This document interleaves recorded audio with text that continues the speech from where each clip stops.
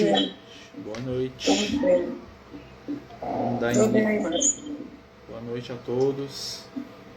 A gente vai dar início ao nosso estudo de Evangelho, né? Estamos aí estudando aí o Evangelho de Mateus, né? A gente está no capítulo 22, até abrindo assim aqui, ó.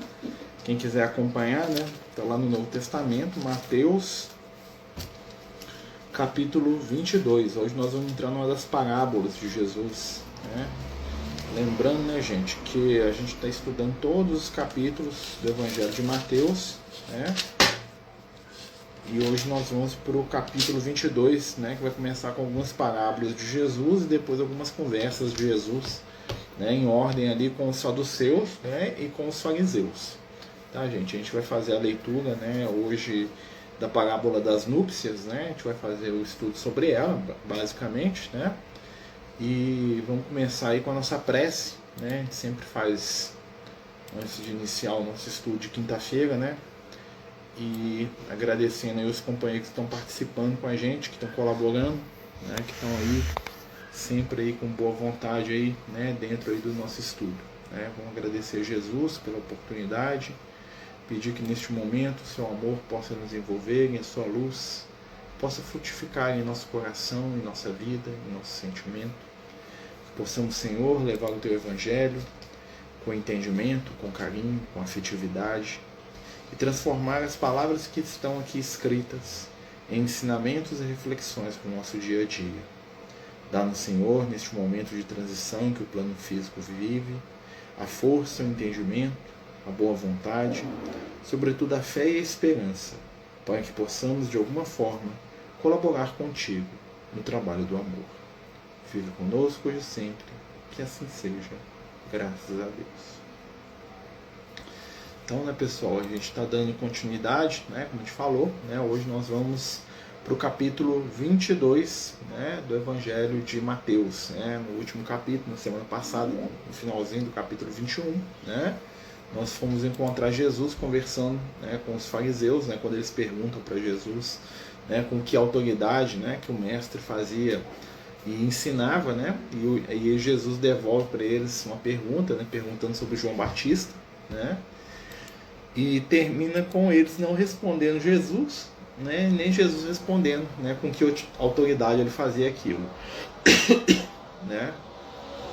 E hoje a gente vai começar aqui, vamos lembrar, né, que essa conversa aqui,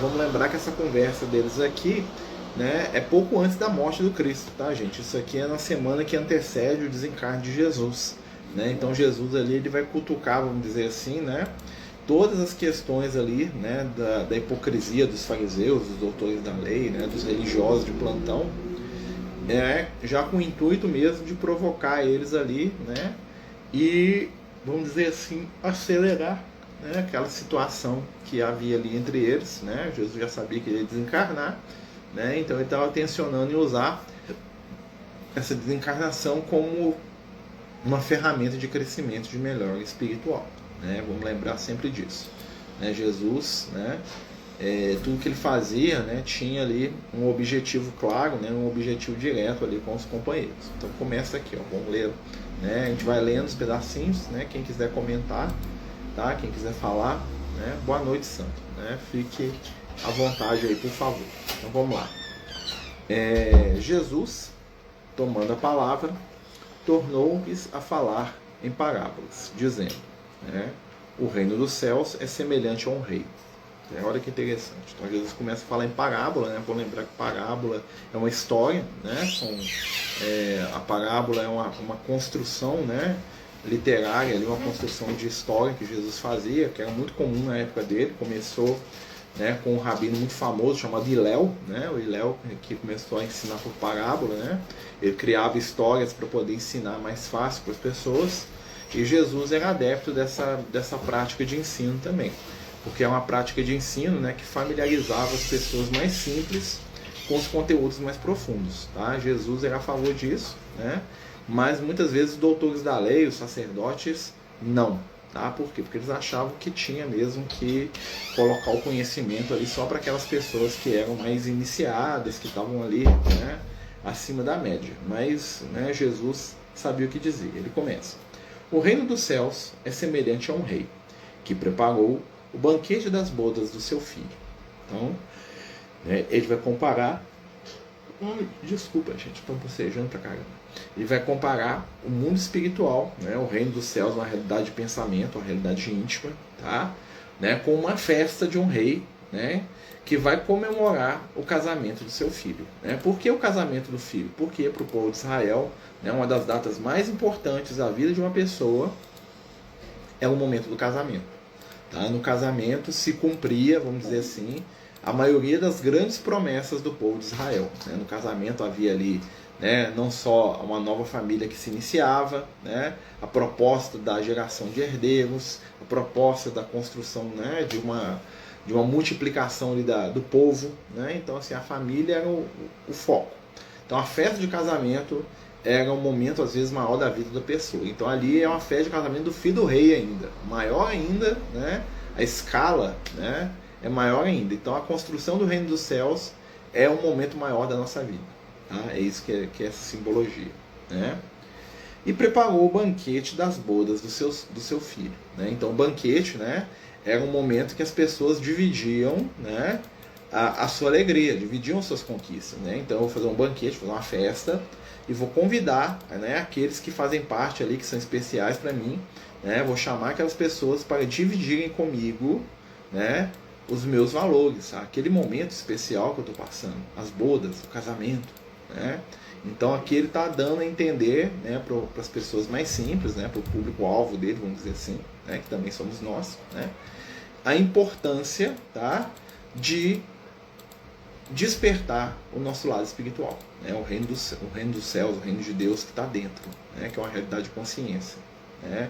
Então aqui ele está, essa parte inicial é toda para mostrar que é algo muito importante, por isso que é semelhante. Né? E aí continua, olha só. Né? Mandou seus servos chamar os convidados para as bodas, e não quiseram ir. Né? Então começa, né? O rei vai fazer uma coisa muito especial, é um momento único, está acontecendo uma coisa muito especial no reino, e ele manda os servos dele para chamar todo mundo, fala: venham para a festa, né? Vai ter uma festa aqui, vai ter, né, boca livre. Né? E as pessoas não quiseram. Né? Ou seja, o primeiro convite de espiritualidade, né, que a gente tem, né, o primeiro convite de crescimento, de melhora espiritual, né, que passa pelo nosso caminho, né, nós não aceitamos. Né? Nós não queremos ir. Né? Por quê? Porque a nossa caminhada espiritual é uma caminhada de escolha. Então eu escolho ou não, né, me espiritualizar. E o nosso primeiro momento é não ir. Por que não ir? Porque as questões da matéria são extremamente sedutoras e elas falam mais diretamente à nossa intimidade, porque essa está mais próxima. Né? Então o nosso primeiro contato espiritual, normalmente, ele está ligado ao movimento de fuga. Né? Então os grandes espíritos falam que, né, quando nós somos mais primitivos, quando nós estamos ali no início do nosso processo evolutivo, e nós somos convidados pela espiritualidade, tem até um texto muito legal sobre isso lá no livro A Gênese, né? Narrando, né, o João Evangelista vendo o passado do homem, né? E lá fala o seguinte, que no primeiro momento o ser humano, né, quando ele desencarna, né, quando ele morre lá na aldeia, na tribo, lá, imagina um homem das cavernas lá de 50 mil anos atrás, né, estamos pensando, né, nesse raciocínio, né? Então o primeiro momento, quando o homem, né, desencarna, quando o homem morre, né, e ele vê o mundo espiritual, o que ele faz? Ele foge. Ele foge do mundo espiritual e volta para a aldeia. Ele foge, né, das companhias espirituais às quais ele teme, né, tá lá no livro, né? Ou seja, né, o espírito desencarna, ele vê aqueles outros desencarnados, ele tem medo, né? Ele vê um mundo espiritual vasto lá, ele tem medo, e o que ele faz? Ele retorna para a aldeia, né? No primeiro processo de simbiose espiritual, ele volta para a aldeia e ele fica ali preso ali naquele mundinho dele, né? Ou seja, ele recusa o convite do pai para a festa. É esse primeiro momento da nossa caminhada evolutiva. No primeiro momento, né, nós recusamos o convite da espiritualidade. Nós temos medo, não sabendo direito o que é isso, que negócio é esse. né? Então, como a gente não sabe o que é, né, nós temos medo, nós tememos, né? E o ato de temer, né, nos impede, né, de crescer espiritualmente.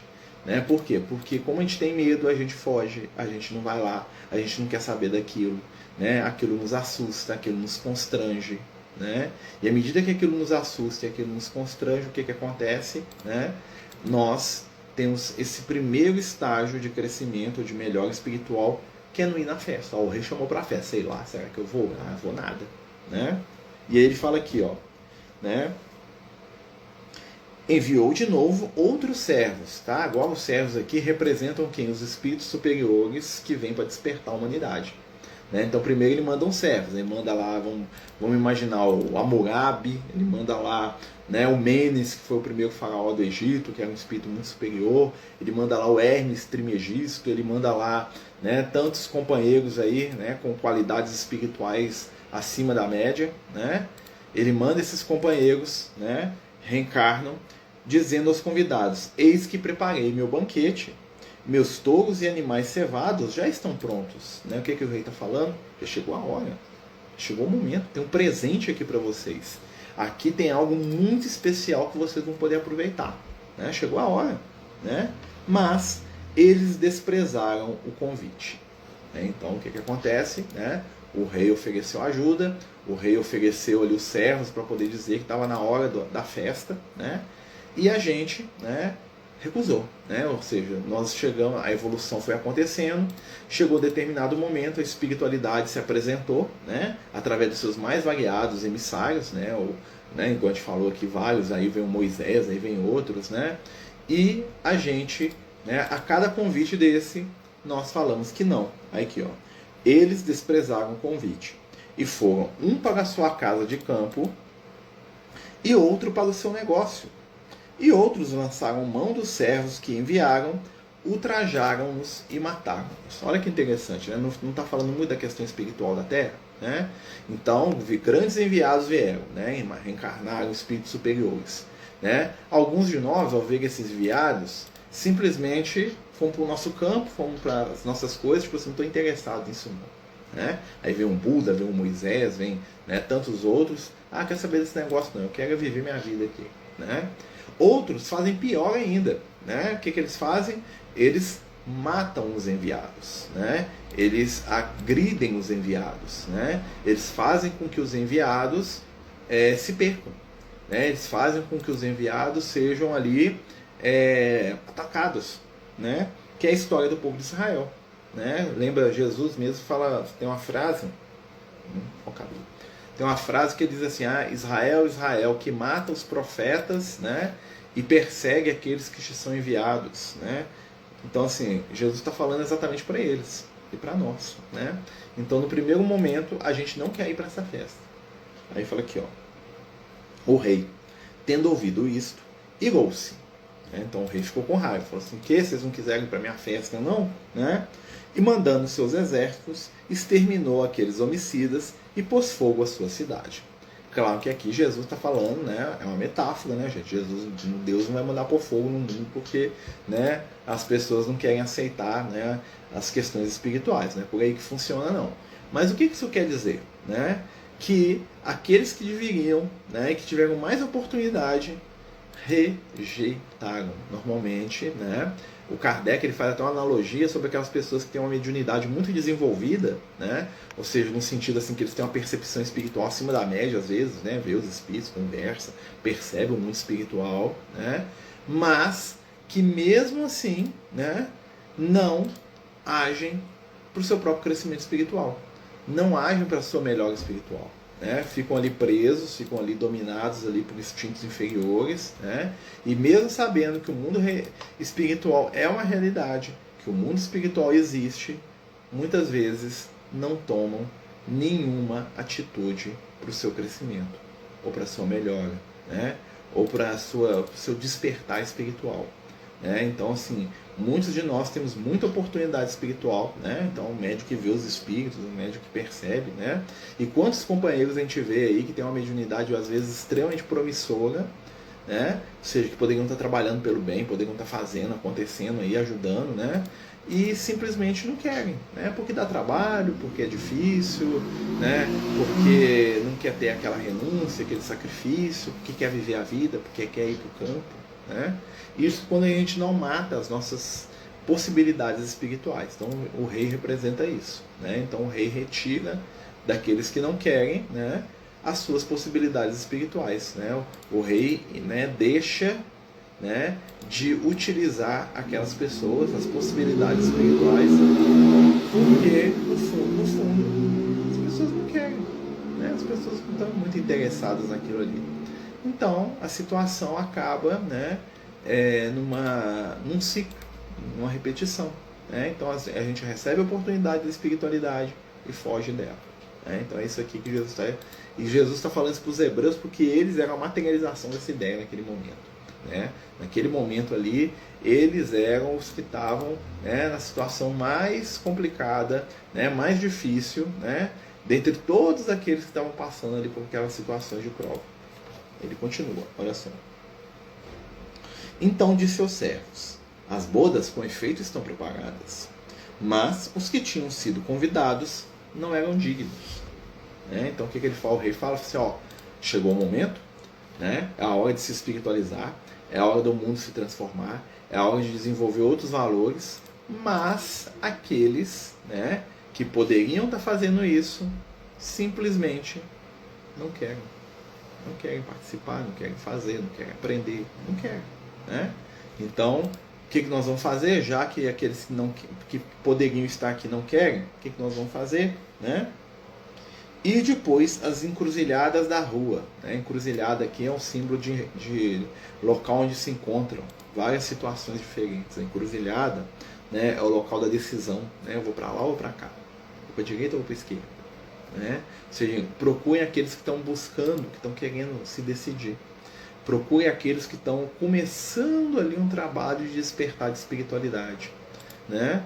E vamos investir não em quem está pronto, mas em quem quer, né? Porque às vezes a pessoa está pronta, mas não quer. Simplesmente ele não quer participar, ele não quer aprender, ele não quer desenvolver valores, ele não quer, né? A escolha dele, ele não deseja, ele não quer, né? E pronto, não vai fazer. Né? Não quero, não estou com vontade, né? Boa sorte para você aí, né? E tá ótimo, né? Não quero problema com esse negócio, né? Não estou querendo, né, nenhum tipo de dificuldade, problema, né? Não quero. Então, o que acontece com aquela pessoa? Ela simplesmente se afasta, né? E abre espaço para aquele que não está pronto, né? Mas que ardentemente deseja. E aí nós temos uma diferença espiritual aí, né? Porque quem deseja, né, quem está naquela energia do buscar, né, buscar e obterei, batei, né, e abrir-vos-á, né, quem está nessa energia vai encontrar uma festa, né, esperando por ele, que é o desenvolvimento espiritual, é nós aqui, ó, né? Então a gente está num momento que a espiritualidade está convidando a gente, falando assim, olha, né, o que vocês estão querendo aí para melhorar? Ó, tem uma oportunidade aqui, né? Tem uma oportunidade de crescimento, tem uma oportunidade de melhora, tem uma oportunidade de renovação espiritual, né? Tem uma oportunidade de vencer aí dificuldades e provas aí que às vezes estão acumuladas, né? O que vocês desejam? O que vocês vão fazer? Né? O que vocês escolhem? E aí, né, dentro dessa escolha, claro, né, vem os valores, né, de espiritualidade, os valores da imortalidade, como diriam, né, os bons espíritos, né, os espíritos iluminados, né, vem a oportunidade. E aí continua, olha só. Né. Tendo saído os servos para as ruas, reuniram todos os que encontraram, ou seja, a espiritualidade começou a chamar todo mundo que quisesse. Quer participar da festa? Vai entrando aí, né? Bons e maus, e ficou cheia de convidados a sala do banquete das bodas. Olha que interessante, né? Então aqueles que estavam preparados, né, que poderiam, né, o primeiro movimento deles foi o quê? Estou com medo, não quero, né, eu vou fugir disso, né? Aí, né, o segundo momento é chamar aqueles que mesmo não estando preparados, desejo. O que você quer? Quero melhorar, quero aprender, quero crescer. Não entendo nada disso. Sei lá, extremo difícil demais, mas eu tô querendo. Quer? Então vem. Essa fala de Jesus aqui lembra muito a história do Judas, né? Que o Judas pediu para Jesus para ele ser apóstolo lá no plano espiritual, né? E Jesus falou para ele: você não está pronto, mas já que você quer, então vem, né? Então você vai vir, né? Você não está pronto, você não está preparado, né? Mas eu gosto de você, você está pedindo com muita força aí, com muito esforço. Então faz o seguinte: vem, vamos tentar, vamos ver o que vai acontecer, né? Jesus já sabia, né, o que ia dar, mas mesmo assim Jesus permitiu que o Judas encarnasse como discípulo dele, né? Jesus era muito, né, ele tinha sempre aquela visão do positivo das pessoas, né? Apostava sempre no melhor, né? Mesmo com tudo contra, né, ele confiou, né, e abriu espaço ali para o Judas ali, para o Judas participar e ajudá-lo aí na caminhada, né, nas questões da espiritualidade. E ele continua: a sala ficou cheia de convidados para o banquete das bodas, né? Então, né, lotou, né? Todo mundo veio. Quer entrar? Vai entrando aí, meu filho. Tem lugar para todo mundo. Beleza. Entrou, pois, o rei para ver os que estavam à mesa. Olha que interessante, né? Aqui o rei, né, tem uma representação, né? O que o rei representa? A nossa consciência. Tá? Então chega a determinado momento da nossa caminhada e do nosso aprendizado que o rei entra na sala. Tipo assim, um valor maior nos procura, né? E pensa assim: você está preparado ou não? Você veio, está com vontade, vamos ver se você dá conta desse negócio aqui, né? Vamos ver o que você consegue fazer, né, do que está sendo te oferecido. Olha só. E viu lá um homem que não estava vestido com a veste nupcial, né? Então ele viu um homem, né, que não estava usando a veste nupcial. A veste, gente, é o que? A veste é o corpo espiritual, tá? No Evangelho, sempre que aparece veste, está falando do nosso corpo espiritual, né? Ou daquilo que é a nossa superfície, daquilo que nos protege, né? Então, Jesus, né? A mulher lá se cura porque toca na veste do Cristo. Os soldados romanos pegam as vestes do Cristo, o que eles fazem com ela? Dividem entre si, né, as vestes de Jesus, né? Então, assim, quando o Paulo ia curar as pessoas, quem tocava na veste do Paulo era curado. Quando o Pedro passava a orla do manto do Pedro e do João Evangelista, a sombra curava as pessoas, né? Isso é muito profundo e muito simbólico, tá? O vestimenta representa o nosso corpo espiritual e representa tudo aquilo que está no nosso exterior, né? Então, o fato de Jesus curar quem tocava na veste dele, né, que o Paulo também fazia, né, curava quem tocava na veste do Paulo, quem tocava, né, quem a sombra do Pedro tocava. O que isso quer dizer? Até a superficialidade do Evangelho muda.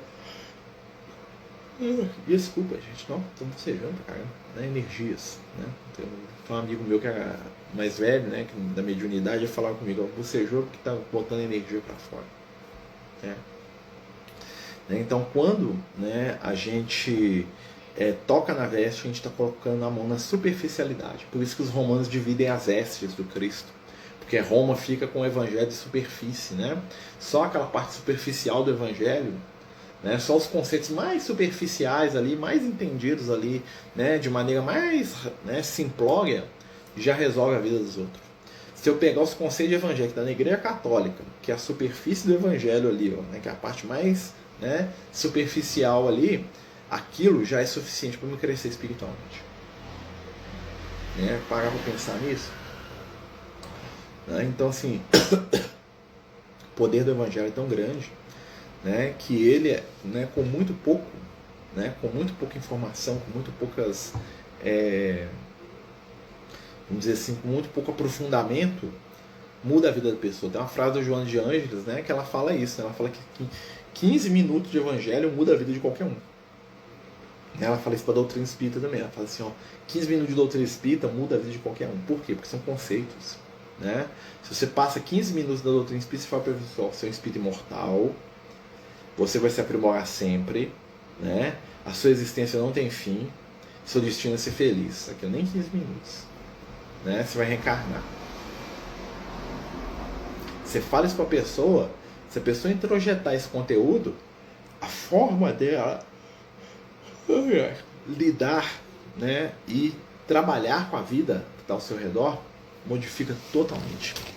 Modifica totalmente. 15 minutos de doutrina espírita, assim como 15 minutos de evangelho, né? Quando você pega os conceitos do evangelho e começa a trabalhar eles, né, de maneira mais profunda, mais densa, né, você começa a perceber que isso pode modificar a sua existência, que é uma coisa que os espíritos de luz falam com a gente, né?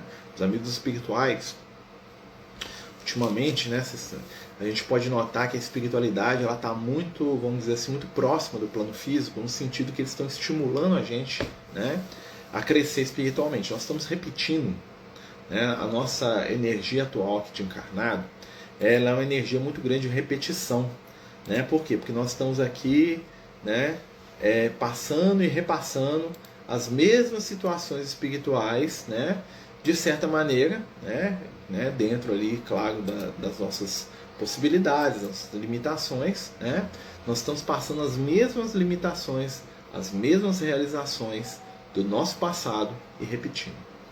Por isso que a nossa encarnação atual, né, ela tem uma característica, não sei se vocês já perceberam isso, que muitos de nós encarnados, né, estão numa sensação de tédio muito grande, né, como se a vida material, as coisas que a vida oferece, né, não dão prazer, não dão alegria, né? A energia do consumismo é muito forte. O que é o consumismo? Você vai lá, energia, né, trem. Você vai lá, você compra alguma coisa, você tem uma satisfação momentânea. 15 minutos depois daquela satisfação estar esvaziada, você precisa de outra coisa para te satisfazer e você está naquele ciclo, né? É a energia da muita iniciativa e pouca persistência, né? Eu sempre falo isso porque é uma coisa que os espíritos falam que a gente tem que reforçar muito, né, nos estudos, né, a gente tem que falar disso para as pessoas, né? Nós estamos vivendo um momento, nosso planeta, no qual nós somos espíritos, né, que a nossa maior capacidade é a nossa iniciativa e o nosso pior defeito é a nossa falta de persistência, né? Então a nossa sociedade, a nossa época atual é um momento, né, de crescimento, mas também de muita frustração. Por quê? Porque nós não conseguimos dar continuidade a nenhuma das construções espirituais que a gente começa, né? A gente quer se espiritualizar em uma semana, a gente quer se formar na escola em uma semana, a gente quer entrar no emprego em uma semana, ganhar o salário do chefe sem ter esforço nenhum, né? Nós estamos vivendo, né, o choque, né, da nossa realidade atual, né? O choque da nossa, vamos dizer assim, do nosso momento evolutivo, né, é o que? Nós queremos tudo muito rápido, né? Por quê? Porque é a coisa da internet, a coisa do retorno imediato, né? Você compra ali um produto, um aparelho, chega e te entrega na sua casa, daqui a pouco, né, vai chegar os drones entregando as coisas pra gente, né? Então nós estamos acostumados a ter retorno muito rápido. Só que, né, questões espirituais não são de retorno rápido. Às vezes demora uma encarnação inteira para você desenvolver um único valor, né? Porque os valores de imortalidade, eles são valores de quê? São valores graduais. Então não tem como, né? Tem uma frase do Emmanuel que eu gosto muito, que ele fala assim: a evolução não dá saltos, né? Também alguns traduzem assim: a natureza não dá saltos, né? Tem a mesma simbologia se a gente for analisar, né? O que o Emmanuel quer dizer com isso? O que o Emmanuel está querendo trazer com esse tipo de informação? É o seguinte: olha, né, o crescimento espiritual demanda tempo. O nosso maior companheiro, o nosso maior adversário hoje se chama tempo. Por quê? A gente quer tudo rápido, mas na verdade a gente tem que aprender a lidar com o tempo e esperar o tempo certo das coisas, né? Então assim, essa é a grande dificuldade evolutiva que nós vivemos. A gente volta aqui no texto aqui, Jesus falando, né, sobre os profetas, sobre os enviados, sobre o querer, né, espiritualmente ali, né? E a gente fala assim: mas por que às vezes a gente não quer, né? Porque não está na hora, não está no tempo, né? Tem aquela história uma história muito interessante para a gente pensar sobre tempo, né? Que é aquela história famosa lá do livro da Ivone do Amaral Pereira, Memórias de um Suicida, lá no livro Memórias do Suicida, né? A gente vai ver a história lá, né, do Camilo Castelo Branco, né, que está lá com, né, Camilo Castro Botelho, né, eles mudam o nome dele lá, né, bem, né, muda tão bem que dá para saber que é o mesmo, né, porque, né, escritor em português, que ficou cego, só tem ele, né, mas aí eles mudam o nome dele lá, né, meio assim, né, e ele está lá, lá na colônia lá espiritual lá em Portugal, né, que é a colônia do Sérgio Maria, né, que é onde, né, atende os suicidas daquela região, né, lá em Portugal. E aí tem um companheiro que está desencarnado lá, que também é suicida, né? E esse companheiro lá estava lá sendo tratado, aquela coisa toda, né? Junto com ele lá, junto com os outros. E esse companheiro ele tinha uma fixação violenta com a ideia de vir para o plano físico visitar a família dele, né? Um espírito, ele tinha suicidado também, desequilibrado, né? E aí ele, toda vez que ele viu os espíritos de luz, toda vez que ele viu os instrutores espiritual, né? Lembrar que esses livros são anteriores, esse livro é anterior ao nosso lar, né? Então, assim, toda vez que ele vê, né, os companheiros espirituais, o que ele fazia? Ele corria nos espíritos e pedia que eu tenho que descer para o plano físico, que eu tenho que ir lá visitar minha família, que eu quero ver minha mulher, que eu quero ver meus filhos, que eu tenho minha filha caçula, que ela é agarrada comigo, que eu tenho meu filho mais velho, que eu tenho minha outra filha, e eu preciso, e cadê? E elas não estão aqui, aquela coisa toda, e eu tenho que ir lá ver como é que eles estão. E no livro, né, a espiritualidade o tempo todo fala assim, espera, não é hora de você ir lá. Não, eu quero, e foi lá no governador da colônia e pedia para todo mundo, né?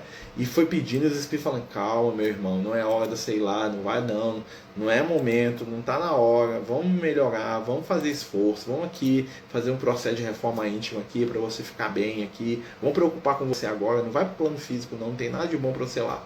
E ele lá insistindo, eu quero, porque eu posso. E ele foi estudando lá no plano espiritual, né? E ele chegou lá naquela parte do livre-arbítrio, né? Que a pessoa tem direito de escolher, aquela coisa toda. E o que ele começou a fazer, né? Ele começou a usar o conhecimento que ele recebeu no plano espiritual para exigir que a espiritualidade o atendesse naquilo que era a expectativa dele. Que é o que? Ele tinha livre-arbítrio, ele tinha direito, ele podia descer para o plano físico. Né? Era uma escolha dele, a espiritualidade não podia segurar. Né? E ele faz tanto isso, né? Tá tão ansioso, né? Que o que acontece em determinado momento os espíritos falam assim, ó, beleza, você pode ir. Nós vamos te levar, vamos te deixar lá na próxima da sua cidade, lá da sua casa. Você vai ter 24 horas, você vai poder dar uma volta lá, visitar a sua casa, fazer o que você quiser. Mas em 24 horas nós vamos te buscar e trazer para você para a colônia. Tudo bem? Você concorda? E ele concorda, ele fica muito feliz, né? Ele vai lá no jardim da colônia, pega um ramo de flores, né? E leva as flores para poder oferecer espiritualmente lá para a esposa dele que estava encarnada. Não ia ver, mas ele ia levar, né, a vibração. E ele sai e a espiritualidade já manda uma equipe atrás dele, já sabendo que o negócio nem ia ficar bom, né? Ou seja, ele tenta burlar o tempo. O que acontece quando ele chega lá? Ele chega lá, né? Ele, né, vai lá para Lisboa, né, que era onde ele vivia, né? Ele desce lá em Lisboa. Quando ele chega em Lisboa, a primeira coisa que ele faz é fazer o quê? Ele vai lá na casa dele, onde era a casa dele. E aí, né, quando ele chega na casa dele, ele percebe uma coisa: a família dele não mora mais lá, né? Isso tinha passado uns 5, 6 anos do desencarne dele, né? Então ele deixou a filha caçula dele, tinha uns 13, 12 anos, e agora ela devia ter uns quase 18, né? E aí, né, ele não acha nem a esposa, nem as filhas, nem o filho, né? Tinha 3 filhos, 2 meninas e um menino, um rapaz. Não acha ninguém, né? Mudaram, aí ele sai procurando, né, pelas ruas de Lisboa, tipo assim, vai nos lugares onde eles iam, que eles eram muito ricos, né? E ele suicidou porque ele ficou pobre, ele perdeu o dinheiro no jogo, né? Pelo que eu me lembro, né? Ele perdeu o dinheiro todo e aí ele foi e suicidou, né? Porque perdeu tudo, né? E aí ele foi procurar, primeiro, a família não estava mais na casa, perdeu tudo, né? O que acontece? Ele está andando pela rua de Lisboa, ele vê a esposa dele, né? Muito cansada, envelhecida, né? E ele vai atrás, vai lá, oferece as flores, ela nem percebe, né? E ele vai atrás dela e ela vai entrando numa região lá da cidade, lá que é próximo lá de onde que fica lá o cais da cidade, aquela região mais pobre ali, né? E ela entra num pargieiro, né? Que é uma zona de prostituição. Ele fica doido, fala, o que ela tá fazendo aqui, né? Quando ele entra lá, o que acontece? Ele vê a filha mais nova dele, né? Que devia ser uma adolescente dos 17, 18 anos, né? E aí ele vê a realidade, ou seja, a mãe e a filha estavam morando ali no prostíbulo e a mãe estava prostituindo a filha para sobreviver, né? Ou seja, a filha mais nova virou prostituta, né? E a mãe era a cafetã da menina. né? E ele endoida com aquilo, né? E ele sai, né, desesperado com aquela situação, ele vê lá, né, e a filha fala assim, ah, mãe, por que eu tenho que ficar aqui, aquela coisa toda, né? Aí ela fala assim, se seu pai tivesse suicidado, né, a gente poderia talvez estar num lugar melhor, mas ele suicidou, agora só resta pra gente viver aqui, né? E não reclama não que tá bom demais, pelo menos dão comida pra gente aqui, né? Falando a mãe e a filha conversando, lá no antro, lá da prostituição. Ele procura depois o filho, né, e descobre que o filho tá preso, né, porque cometeu um crime lá por causa da falta de dinheiro, né? O filho dele estava preso, estava sendo degradado, né? Ia ser mandado de navio para uma região, né, distante lá de Portugal, né? Que era uma condenação comum da época. O cara cometia um crime muito bárbaro e eles expulsavam o cara da cidade.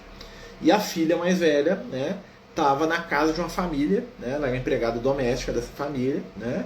E o patrão estava assediando ela o tempo todo, né? Então a filha mais nova virou prostituta, o filho foi preso e a filha mais velha, né, estava trabalhando como doméstica, que é uma coisa boa em vista da situação, mas estava sofrendo um assédio violentíssimo lá, né, se é que não tinha sido estuprada lá pelo patrão dela. E todos eles que ele aproximava, quando ele aproximava, falavam assim, se meu pai estivesse vivo isso não tinha acontecido. Ou seja, todos eles culpavam o companheiro, e ele estava doido para ir lá ver, né, e ele viu. O que aconteceu? Ele entrou num estado de desequilíbrio tão grande, né, que a espiritualidade teve que recolher ele, né, pegar ele quase que à força, né, porque ele entrou em parafuso com aquilo, né, e aí no livro fala, o Caminho do Castelo Branco fala que nunca mais ele voltou ao normal quando ele viu, né, claro que depois ele vai voltar, né, mas enquanto ele estava lá e que ele lembra, aquele companheiro nunca mais foi o mesmo, ele ficou, né, ele perdeu toda a razão ali, por quê? Porque ele viu a consequência do que ele tinha feito, né, por que eu estou falando isso? Porque nós queremos, muitas vezes, aquilo para o qual nós não estamos prontos. A espiritualidade fala para a gente, espera, tem paciência, né? Às vezes algumas situações da nossa vida não são para essa encarnação, não adianta, né? Existem situações, existem questões na nossa vida atual que só vão ser resolvidas na próxima encarnação ou daqui 10 encarnações. Não adianta, né? E às vezes a gente tenta forçar a porta, e quando a gente força a porta, essa porta abre, a gente vê aquilo que a gente não deseja, ou aquilo para o qual nós não estamos preparados, né? Porque nós estamos, né, ansiosos em extremo. A ansiedade é o mal do século, é muito mais que a depressão, porque a depressão é uma consequência da ansiedade, né? Então nós estamos vivendo aqui, né, escravizados pela velocidade com a qual a gente não sabe trabalhar ainda. Porque para os espíritos iluminados, essa velocidade das coisas acontecendo é bom demais. Porque eles conseguem fazer várias coisas ao mesmo tempo, eles conseguem se movimentar, atender, conversar, fazer, agir, né? Para a gente que ainda está numa transição espiritual, né, a velocidade ela é uma faca de dois gumes. É uma ferramenta que permite você se espiritualizar mais rápido, mas também permite que você se aliene das questões espirituais muito rápido também, né? Por isso que a nossa vida hoje é tudo uma escolha, já percebeu? Né? Nós estamos fazendo escolha o tempo todo, nós estamos aqui estudando aqui, né? Nós aqui, essas 25 pessoas que estão estudando aqui, nós, né? Contando aqui o Instagram aqui, né? Nós estamos fazendo uma escolha, nós estamos escutando isso aqui, né? E isso tem uma repercussão nas nossas realidades espirituais. Por quê? Porque à medida que eu escuto e que eu mentalizo o espiritual, eu vou conectando, eu faço conexões mentais com espíritos e com seres que vibram na mesma onda mental do que eu. À medida que eu me afasto do conhecimento espiritual, que eu busco a materialidade, né, eu vou fazer conexão com espíritos que estão vibrando nessa energia, né? Então isso, a nossa vida, né, é muito parecida com o conceito do céu budista, né? O Buda fala, né, os budistas falam que existe uma samsara, né, que é a roda, né? E existem 6 mundos, né? Cada vez que a gente morre, essa roda gira e nós reencarnamos no mundo. Claro que isso é um conceito, né, deles lá, né? Mas é bem interessante o símbolo por trás disso, né? Então ele fala que existe o paraíso, o inferno, o mundo das feras, o mundo das batalhas sangrentas, o mundo dos homens, né? O mundo da peste, né? Então assim, são 6 mundos, né? Então o mundo das feras só tem monstro, o paraíso só tem seres iluminados, o inferno só tem demônio, a terra é onde nós estamos aqui, que tem alegria e tristeza, né? Tem um poço de agulhas, tem até uns nomes mais esquisitos, parece até um nome de, né? Mas eles falam assim, ó, o mais perigoso de todos é o céu, Porque o céu é o lugar, né, o paraíso, né? Você pode nascer no paraíso, né? Porque lá, se você elevar o seu pensamento, você vai para as esferas elevadas. Se você baixar o seu pensamento, você cai no inferno, né? Então é o mais perigoso de todos, né? Então nós estamos vivendo o momento mais perigoso de todos, porque através do nosso pensamento, agora aqui, nós conectamos com a luz ou nós conectamos com a treva. E aí nós temos que arrastar a consequência dessa conexão, né? Tudo no seu tempo. O rei Salomão já falava isso, apesar que o rei Salomão também era um ansioso de mão cheia, né? O rei Salomão falava isso, né? Há tempo de plantar, há tempo de colher, né? Há tempo de, né, cegar, há tempo de germinar, né? Ele fala isso lá nos provérbios dele lá, mas o Salomão também não deu conta não, né? Porque o Salomão tentou aproveitar a vida de todo jeito possível, né? Acabou se estrepando no final da vida, né? Começou a mexer com coisa que não devia aí, né? Então assim, olha que interessante, né? Nós vivemos, a nossa mente hoje é muito mais poderosa, porque aquilo que eu penso eu atraio instantaneamente. Eu tenho aqui um celular, eu tenho aqui um computador, então eu atraio as coisas que eu quero muito rápido, né? E isso muitas vezes me controla e me domina se eu deixar. Mas eu posso utilizar isso para atrair as coisas positivas, né? Nós estamos usando aqui, por exemplo, para poder estudar, falar de evangelho, falar do Cristo, falar de espiritualidade, de imortalidade, né? Assim como nós estamos aqui, né, utilizando os recursos da ciência, né? Daqui 50, 60 anos nós vamos estar lá no mundo espiritual, utilizando os recursos da ciência espiritual, né? Conversando à distância, materializando pensamentos, ideias, sensações, né? Hoje nós temos uma vantagem muito grande. Nós sabemos que nós estamos encarnados, nós sabemos que o mundo espiritual existe, nós sabemos que a vida espiritual após essa aqui está nos esperando, né? Então isso traz pra gente o que? Tranquilidade espiritual. Nós podemos fazer igual meu gato aqui que está dormindo aqui, ó. O Banguela está dormindo aqui do lado aqui, ó. Quem não viu aqui, ó. Tem dois gatos aqui, ó. Né? Na verdade tem dois gatos e um menino lá, ó. Tem um gato aqui dormindo, o outro gato lá atrás e o Luke, né? Brincando aqui, ó. Tá os três aqui, ó, né? Então assim, o gato, né? Olha lá, o Banguela está dormindo aqui, ó. Ele tem consciência, né? Ou seja, ele é um ser cujo processo evolutivo dele, né? O animal, né? Em suma, né? Ainda está debaixo do quê? Da energia do instinto, né? O instinto dele manda ele dormir. Por que ele dorme daquele jeito ali? Porque ele se sente seguro, né? Ele sabe que ninguém ali vai bater nem agredir ele, né? Talvez a gatinha ali, né? Porque ele está dormindo no lugar dela, daqui a pouco ela chega perto e dá uns na cara dele para ele sair, né? Mas aí gato resolve com gato, né? Mas se a gente for analisar bem, né? O animal ele está debaixo de uma vibração, né? Que é a nossa vibração. Ele não sabe o que espera ele para amanhã. Nós já sabemos, né? Aos olhos dos animais, nós somos deuses, está lá no livro dos Espíritos. Por quê? Porque nós temos uma consciência e um entendimento, né? Esse aqui é o Banguela, né? Esse aqui é o pretinho Banguela, lá atrás é a gatinha, né? Tá, Milena, né? É porque ele parecia o Banguela quando ele chegou, né? Ele parece mesmo, ele é todo cinza, né? Ele é preto e acinzentado, prateado, esquisito, né? Mas está aqui. Então o que acontece? A gente, né, hoje, nós temos uma capacidade espiritual, né, de entender, né, as realidades maiores da vida. E isso é uma ferramenta muito grande de crescimento. Mas também pode ser uma ferramenta de queda, né? É a famosa questão, né? Para algumas pessoas saber que Deus perdoa sempre, né? Nem perdoa, né? Que Deus nem se incomoda com o que a gente faz. Para o criminoso, ele vai achar que pode fazer todos os crimes que ele quiser. Pode, realmente, né? Você pode fazer o que você quiser. Só que você vai ter uma consequência do que você fez. Você está preparado? Né? Posso sair aqui agora você matando todo mundo? Posso. Né? Desde que eu dê conta, né? Posso. Mas eu estou preparado para lidar com a consequência disso? Eu quero a consequência disso? Eu escolho a consequência disso? Né? Nós vamos começar a perceber que a nossa vida é uma vida de consequências e ações. Né? Então o fato de a gente estar aqui, ó, estudando o Evangelho, isso aqui vai ter uma consequência espiritual para a gente. Vai ter uma consequência para mim. Né? Que eu espero que seja boa, né? Vai ter consequência para cada um de nós. Nós estamos gastando, utilizando os nossos valores, um pouquinho do nosso tempo, coisa positiva, né? Se chegar lá no plano espiritual, a somar as horas que eu estudei evangelho, pelo menos vai abater as horas que eu fiz bobagem, né? Já vai dar uma equilibrada ali, né? Tomara, né? Espero que sim, né?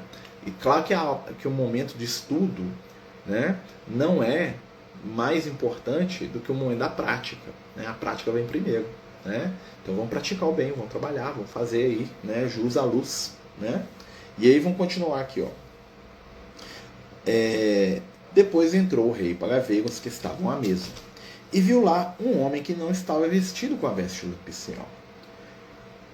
E disse-lhe: amigo, como entrastes aqui não tendo a veste nupcial? Ele, porém, emudeceu. Então o rei vê uma pessoa que não está vestida preparada, né? A veste nupcial, né, ela não tem nem a superficialidade, não tem nem a preparação básica para estar ali, né? O cara tava lá, tipo assim, né? Tipo assim, não preparei nem o mínimo do mínimo do mínimo, né? Nem a vontade de estar aqui eu tenho, tá? Tem gente que às vezes cai de gaiato, nem a vontade tem, né? Então disse o rei aos seus servos: atai-o de pé e mãos e lançai-o nas trevas exteriores. Atar e prender, né? Por quê? Porque faz mal, né? Mas por que o rei lança ele na treva? Porque o estado dele é de treva. Tá? A espiritualidade não coloca a gente no lugar que a gente não precisa. Nós somos levados pelas nossas vibrações. Então aquele que vive na ignorância está na treva. Treva, ignorância. Luz, conhecimento. Tá? Essa simbologia é básica da Bíblia, né? Então onde tem a luz, né? Jesus fala assim: eu sou a luz do mundo, né? Quem me vê não anda em trevas. Olha só, Jesus, né? A luz é o conhecimento, é a informação espiritual, né? Então quando Deus cria, a primeira coisa que Deus cria é o quê? Haja a luz. E a luz foi feita. A luz é o conhecimento, é a informação, né? A informação sempre se transforma, se modifica, mas ela continua existindo. Então a informação é a chave do crescimento espiritual. A ignorância é a treva. A treva te mantém como? Amarrado, preso, limitado. A treva te limita, você não percebe onde você está, você não sabe o que fazer, né? E quando você está na treva, o que acontece? E lá haverá pranto e ranger de dentes, né? Não é que o rei mandou jogar ele lá, tá? Apesar do texto aqui. O que ele quer dizer? O seu estado espiritual é de treva, meu filho. Você é ignorante. Você tem que aprender. Tem que acender luz em você, né? Jesus fala assim: eu vim trazer a luz. Eu sou a luz do mundo. A luz. Porque muitos os chamados e poucos os escolhidos. Interessante, né? Então muita gente é chamada para despertar espiritualmente, né? É chamado direta ou indiretamente através aí das oportunidades de crescimento, de melhora, né? Das oportunidades espirituais, né? Muitos de nós somos convocados aí, né, ao crescimento, melhora espiritual, né? Mas em resumo, né, ou no final da história, como a gente poderia dizer, né, o que a gente precisa? A gente precisa de ser escolhido. E quem é que escolhe? Nós mesmos. Nós é que nos escolhemos. Nós é que desenvolvemos os valores de espiritualidade. Nós é que precisamos urgentemente despertar. Nós precisamos despertar espiritualmente. E às vezes falta, né, esse adormecimento, esse entorpecimento espiritual, né, às vezes vai atrapalhar a gente demais, né? Nossa, né? Atrapalhar, vai fazer com que a gente sofra, vai fazer com que a gente se, né, vamos dizer assim, que a gente se atropele na caminhada evolutiva, né? Porque nós estamos na treva, nós não estamos preparados para o despertar do espírito, nós não estamos preparados, né? Nós ainda não acordamos para as realidades espirituais, né? Nós ainda não acordamos para os valores espirituais, né? E como a gente ainda não acordou, o que acontece? A gente sofre, né? Sofremos porque não entendemos. Essa é a razão das nossas dores, das nossas dificuldades, puramente ignorância, né? O mal que a gente tanto ataca, né? Às vezes a gente está aí, né, preocupado demais com ele. O que é o mal? O mal é a ignorância. Conhecimento vence o mal. Informação vence o mal. A verdade vence o mal. A luz vence a treva, né? Porque a luz, ela devassa. A luz, o que ela faz? Ela clarifica, ela demonstra, né, o que se entende pelo trabalho que executamos nas diversas áreas da caminhada evolutiva. Né? A questão não é o trabalho, Marta, a questão é como você trabalha. Todo trabalho é ferramenta, é oportunidade, né? Mas o que vai ser perguntado para a gente, na verdade pela nossa própria consciência, não é o trabalho que eu desenvolvi, mas como eu desenvolvi, né? A essência da nossa espiritualidade não está, né, na quantidade de coisas que a gente faz, e sim no como que a gente faz, né? Nós somos muito preocupados com a exterioridade do trabalho. O que isso quer dizer? Nós somos preocupados com o tipo. Ah, eu sou engenheiro, sou médico, sou lixeiro, sou pedreiro, sou dona de casa, sou mãe, sou filho, sou pai. Né? A gente é preocupado com o rótulo do trabalho. Né? Mas aí chega a espiritualidade. O que a espiritualidade vai ensinar pra gente? Não importa o tipo de trabalho. Importa como você lida com a situação de trabalho. Como que você lida com o trabalho? Né? Como que você faz, né, diante das questões da sua vida, do seu movimento espiritual, né? Como que você faz? Né? Como que você desenvolve o seu trabalho? Né? Não é o que você faz, mas é o como. Nós somos muito preocupados com o que, né? Com o título, né? Com o nome, né? Com o rótulo, né? Nós somos muito preocupados com isso, né? Com o que nós fazemos, né? Mas a espiritualidade vai nos ensinar que o importante não é o que, é o como. Né? Então essa que é a grande, né, sacada evolutiva, né, pessoal? A gente está chegando ao fim do estudo, né? Daqui a pouco você igual o Banguela, a gatinha também dormiu, ó, os dois dormindo ali, né? O Banguela e a gatinha, os dois lá, cada um dormindo mais que o outro, ó, né? Então tá na hora da gente, né, terminar o nosso estudo, né? Os Amigos do Caminho apresentam sua primeira obra literária, Versos do Caminho, uma compilação das mensagens do nosso amigo espiritual Lucas, à venda pelo WhatsApp 31 98827 3218. Toda a renda será destinada para o projeto Neurodiversos.